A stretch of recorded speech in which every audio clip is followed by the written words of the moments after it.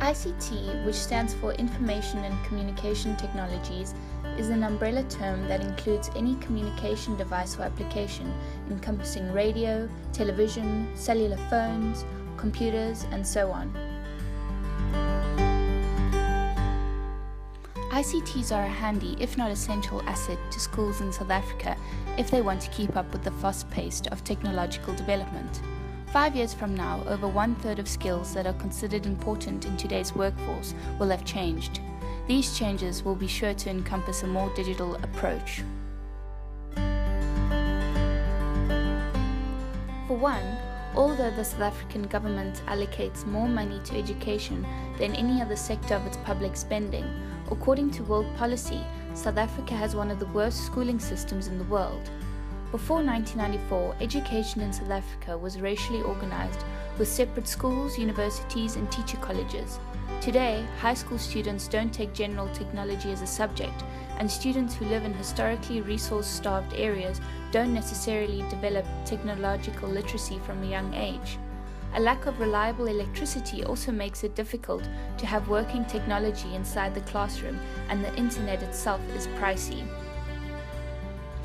There are a few initiatives that are preparing school leavers for these new emerging tech jobs, but are we setting up our school learners for a fail by the lack of ICTs in South African schools? Besides developing technological literacy, ICTs also assist with a number of other roles in the educational system. This includes assisting teachers with many administrative tasks such as typing, record keeping, bookkeeping, and so on. This enables teachers to spend more time on educational functions rather than on time-consuming administrative matters. For learners, ICTs can be used as a source of information or curriculum content.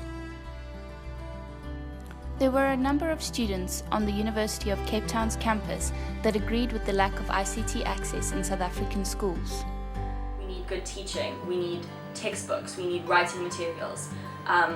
Emphasis placed on learning. If school is able to afford or can get sponsored just an IT room with computers so that the kids can learn other skills, it'll be majorly beneficial just because we are in a technological era now, and all of the work that they're going to have to do one day is going to be on a computer, whether it's administration or whether it's planning, or if it's things from writing Word documents to IT and graphic design. Everything's moving onto computers.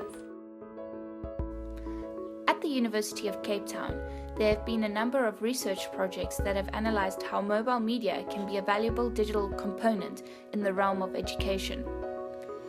So over the last 3 years, I've been working on a research project that looks at how these increasingly available technologies and apps and mobile phones that are statistically now in all of the houses in South Africa, at ballpark almost, and how they're enabling sort of young aspiring creatives to participate in cultural production. One of the main things that they blame is the education system. So they always say, essentially from the stats, only 1% of students in South Africa have the opportunity to study either information communication technology, visual arts, or design at school. As mobile phones, phablets, and things like tablets, along with increased public access to things like Wi-Fi and social networks, become more available to young South Africans, it is really important to kind of support the sort of grassroots creative movements that are emerging from these spaces.